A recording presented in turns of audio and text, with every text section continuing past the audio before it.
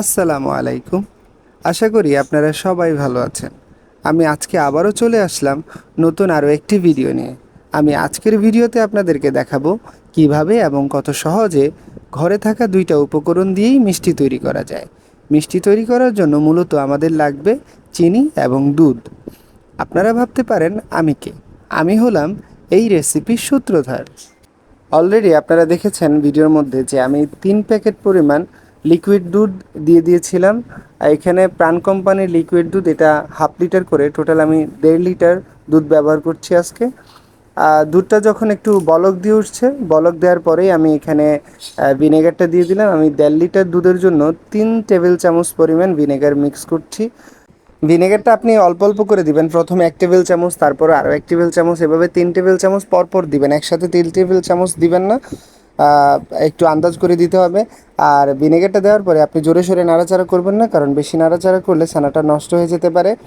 এখন আমি ছেঁকে নিব, আর ছেঁকে নেওয়ার জন্য একটু সুতি একটা কাপড় ব্যবহার করতে হবে। আমি এই সুতি কাপড়টা দিয়েই আসলে লিটারেলি সবসময় করতাম, তাই আমি এই কাপড়টাই ব্যবহার করতেছি আজকে। আমি এক্সট্রা একটু ঠান্ডা পানি দিয়ে আবার ছানাটাকে একটু ধুয়ে নিলাম, যাতে করে ভিনেগারের ফ্লেভারটা আর না থাকে। পানিটা ভালোভাবে ঝরানোর জন্য চামিচ দিয়ে একটু হালকা নাড়াচাড়া করে দিচ্ছি।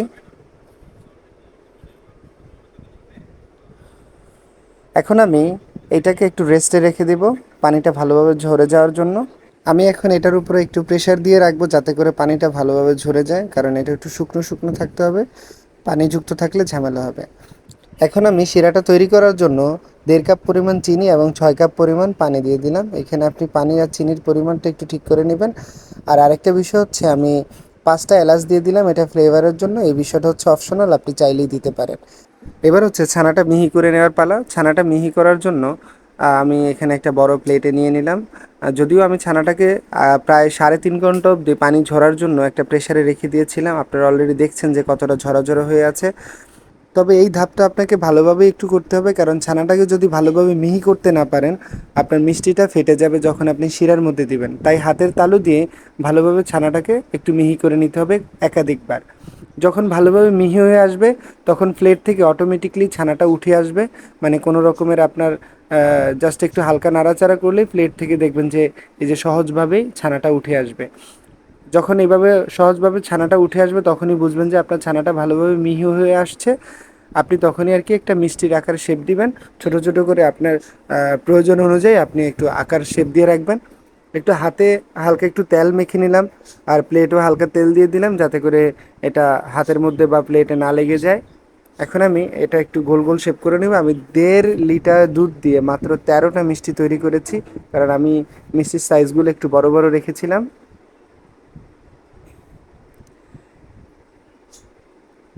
এই কাজটা একটু সাবধানে করতে হবে, হাতের তালু দিয়ে ভালোভাবে করে নেবেন। তবে বেশি প্রেশার দিয়েও করবেন না। এই জিনিসটা আসলে আমার ওয়াইফ আমাকে শিখাইছে যে কিভাবে করতে হয়, সে আমাকে শিখাই দিছে। এখন আলহামদুলিল্লাহ আমিও পারি এই বিষয়গুলো। অলরেডি মিষ্টির শেপ দেওয়া শেষ। এখন আমি এটা শিরাতে ফেলে দেব। শিরাতে দেওয়ার জন্য আপনার শিরাটাকে ভালোভাবে ফুটিয়ে রাখতে হবে, কারণ শিরাটা যখন একটু বলকাবে, তখনই আপনি মিষ্টিগুলো ছেড়ে দেবেন। আর আপনি মিষ্টি ছেড়ে দেওয়ার পরেই আপনাকে কিন্তু প্রচুর পরিমাণে একটু কেয়ারফুল থাকতে হবে এখানে, একটু নাড়াচাড়া করার ক্ষেত্রে। কারণ আপনারা অলরেডি ভিডিওর মধ্যে দেখছেন আমি যে কীভাবে নাড়তেছি। কোনোভাবেই মিষ্টির উপরে একটু টাচও লাগাচ্ছি না, আমি জাস্ট পানিতে শিরার মধ্যেই আর কি একটু নাড়াচাড়া করছি। একটু 2 মিনিট 1 মিনিট করে ঢাকনা দিয়ে রাখবেন, বেশি সময় ঢাকনা দিবেন না। আর বেশি সময় ঢাকনা দিলে আবার মিষ্টিগুলো ফেটেও যেতে পারে।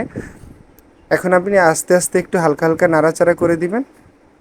একটু কিছুক্ষণ পরপরই নাড়াচাড়া করতে হবে, কারণ এই নাড়াচাড়া করাটা অনেক বেশি ইম্পর্ট্যান্ট। আমি একটু চেক করে নিচ্ছি যে এটা কতটুকু হয়ে আসছে, একটু তুলতুলে হয়েছে কিনা এই বিষয়টা।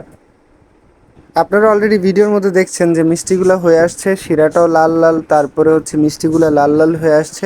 এইখানের কাজটা হচ্ছে এরকম যে আমি যখন 6 কাপ পরিমাণ পানি দিয়েছিলাম আর 1.5 কাপ পরিমাণ চিনি দিয়েছিলাম, তখনই আসলে আমি একটু ফুটিয়ে রেখেছিলাম, কিন্তু ভালোভাবে শিরাটাকে টানাই নাই, মানে শুকানোর চেষ্টা করি নাই। মূলত আমি মিষ্টিগুলো দেওয়ার পরেই শিরাটাকে শুকানোর ট্রাই করছি, যার কারণে শিরা এবং মিষ্টি দুইটাই একসাথে হয়ে গেছে। আর একটু লাল লাল কালারও চলে আসছে। আমার ওয়াইফ প্রথমে একটু গরম গরম খেতে চেয়েছিল, যার কারণে তাকে একটা প্রথমে দিয়ে দিচ্ছিলাম।